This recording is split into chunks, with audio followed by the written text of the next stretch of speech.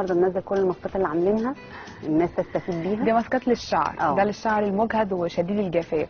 ده بيبي اويل بتاع الاطفال، وده صفار بيض وكوبايه ميه. ده بنقعده على الشعر لمده ساعه. وبعد كده نغسله كويس قوي بالشامبو ونحط الكونديشنر بتاعنا عادي جدا.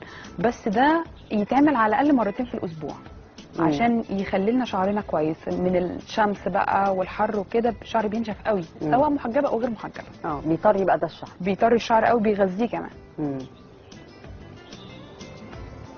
الماسك كمان ده برضو حمام للتطريه والناس اللي شعرها مقصف. ده بلسم او نخاع وعسل ابيض وزيت لوز. ده برضو بيتحط مع بعضه وبيتحط على الشعريه لمده ساعه على الاقل. ده بس بيتحط اكتر بقى نركز على الاطراف عشان اطراف الشعر بتبقى مقصفه ومجهده قوي، بتبقى هايشه وكده، فركز قوي على اطراف الشعر. ده عامل زي حمام كريم بالظبط بس طبيعي. بالظبط كده. وبيغذي، يعني لو عملتيه بلسم هيطرهولك، لو النخاع هيغذيهولك طبعا.